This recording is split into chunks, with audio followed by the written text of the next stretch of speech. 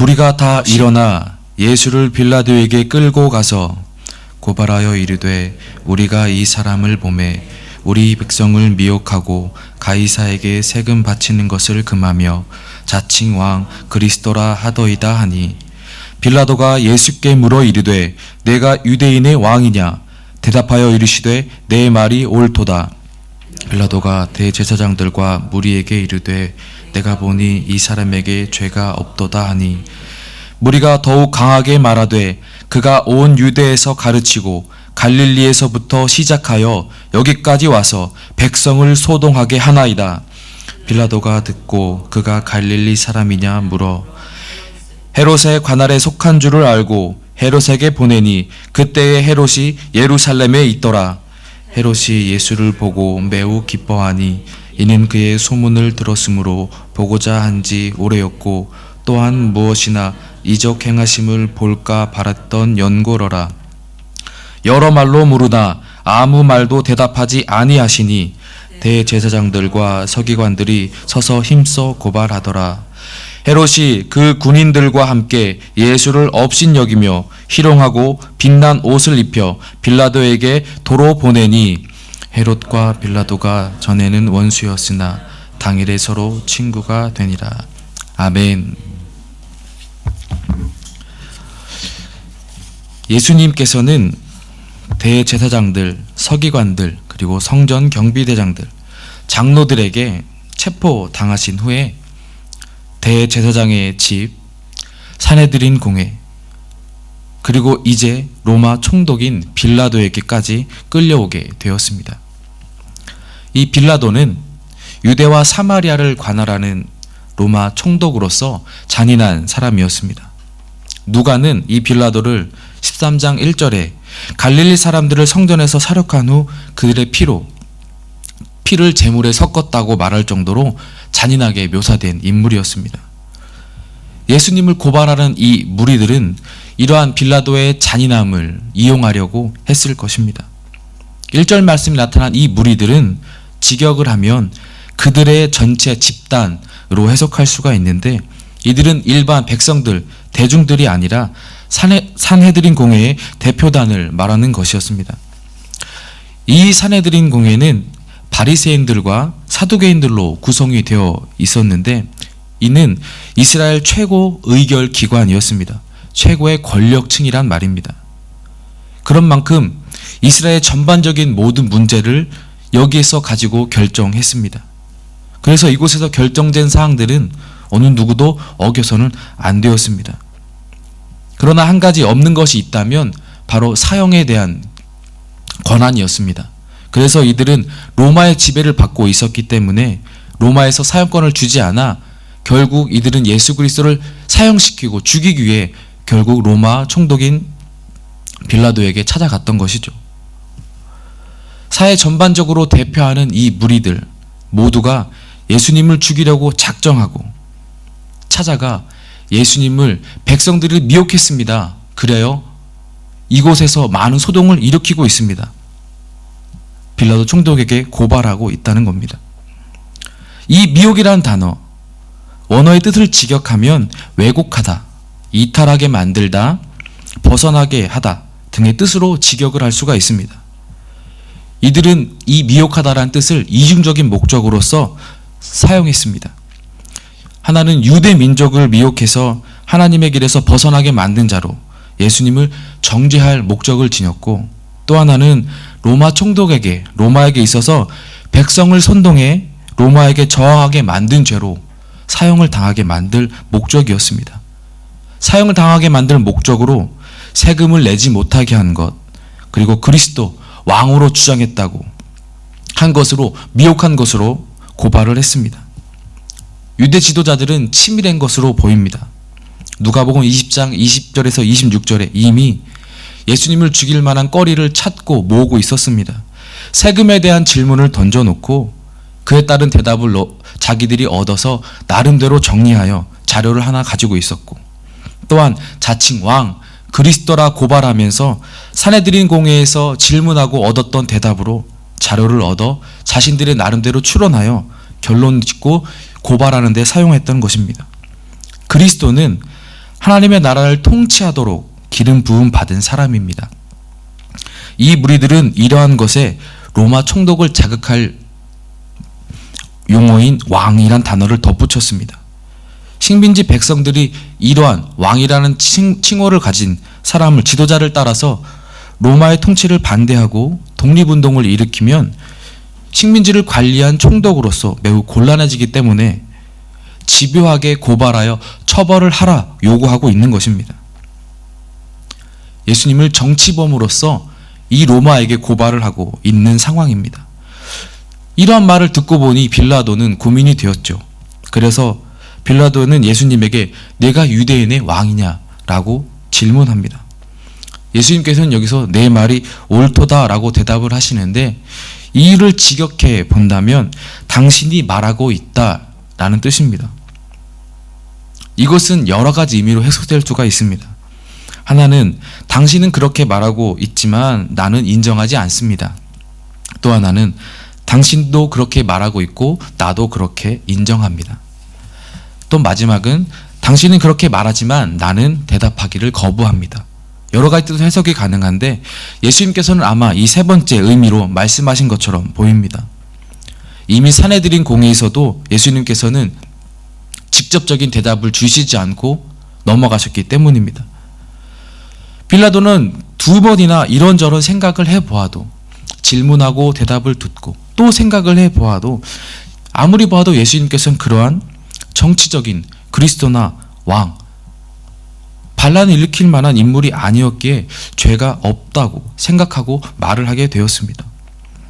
이러한 빌라도의 말에 예수님을 죽이려고 고발했던 이 무리들은 석방되는 것이 아닌가라는 불안감에 휩싸였을지도 모르겠습니다.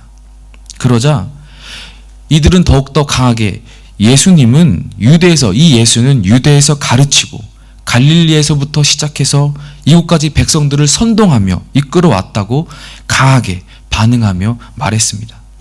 5절 말씀에 선동이란 단어가 나오는데 이 말은 2절에 미혹이라는 단어보다 더 강한 어감을 갖고 있는 단어로서 반란과 혁명을 통해 선동하는 것을 일으키는 의미를 지닌 단어입니다. 이러한 갈릴리에서부터 시작하였다는 말에 빌라도는 예수님이 갈릴리 사람인지 물어보았습니다. 그리고 생각하게 되었겠죠. 반응이 너무나 강렬하게 다가오고 자기가 생각했을 때 이것은 뭔가 조금 문제가 있는 것 같고 책임을 면하고 싶고 피하고 싶은 가운데 갈릴리 지역 사람이다라는 말이 빌라도의 생각을 스치면서 무리하게 판단을 하기보다는 이 상황을 피해갈 요량으로 갈릴리 지역을 책임진 헤롯에게 예수님을 넘겨버리게 됩니다. 때마침 헤롯이 예루살렘에 있었는데 그때 순례자들이 모이는 절기에는 소요사태, 이런 소동들이 일어날 감시할 목적으로 예루살렘에 와서 줄곧 있기도 했었습니다. 때마침 헤롯이 있었을 그때 이 빌라도는 헤롯에게 예수님을 보냈다는 것이죠. 이렇게 예수님은 빌라도에서 헤롯으로 심판이 넘겨지게 되었습니다. 성경은 예수님을 만난 헤롯은 기분이 좋았다고 말하고 있습니다. 두 가지로 볼 수 있는데 빌라도가 자신의 권한을 존중한 것으로 기분이 좋습니다. 이러한 마음은 12절 말씀에 보면 친구로 발전될 만큼의 호감을 주었던 것으로 볼 수 있습니다. 또 헤롯은 오래전부터 예수님을 보고 싶어 했습니다. 예수님에 의해 일어났던 이적들, 기적들을 보고 싶었기 때문입니다. 그래서 헤롯은 여러모로 여러 가지로 예수님께 물어보고 또 물어보았습니다. 그런데 예수님께서는 일체 말을 하시지 않으셨습니다. 예수님께서는 고난을 받는 종으로서 침묵을 하셨습니다. 예언을 성취하신 것이죠. 이사야 53장 7절 말씀에 보면 그가 곤욕을 당하여 괴로울 때에도 그의 입을 열지 아니하였으며 마치 도수장으로 끌려가는 어린 양과 털 깎는 자 앞에서 잠잠한 양같이 그의 입을 열지 아니하였도다. 변론할 수 있고 아니라고 말할 수 있었지만 그것이 하나님의 뜻이 아니고 그것이 예수님께서 걸어가시는 길이 아니었기에 침묵으로 일관하셨습니다. 이렇게 오랜 시간을 허비하고 지나서인지 자신들의 원하는 결론을 얻지 못해서인지 대제사장들과 서기관들이 서서 힘써 고발하기 시작하였다고 성경은 말합니다.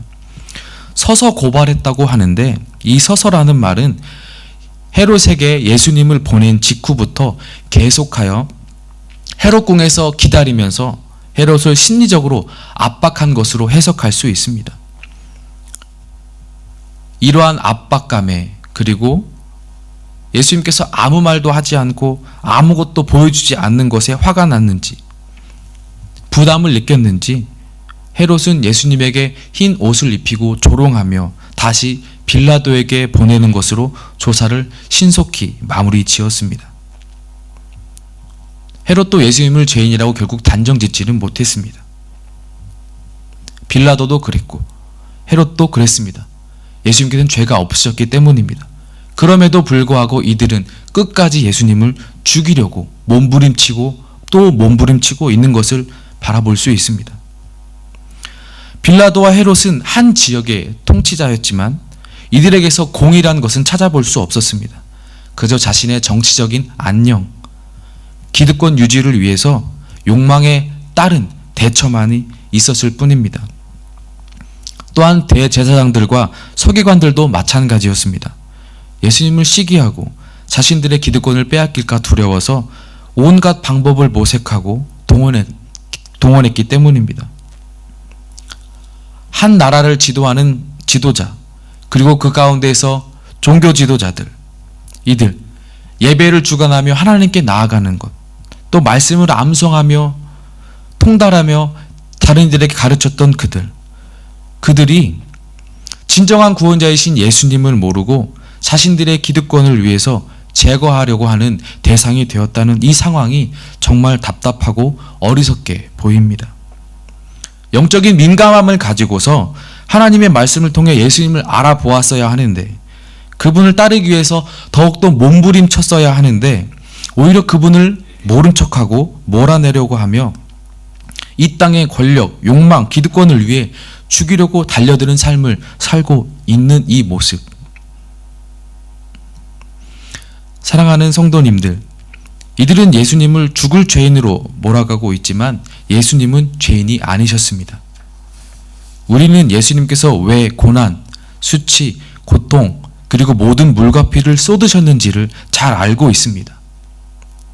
그것은 이스라엘을 로마에서 뒤집어 엎어 독립시키려는 것이 아니었습니다. 바로 그 영혼들을, 바로 나를, 우리를 구원하시기 위함이었습니다.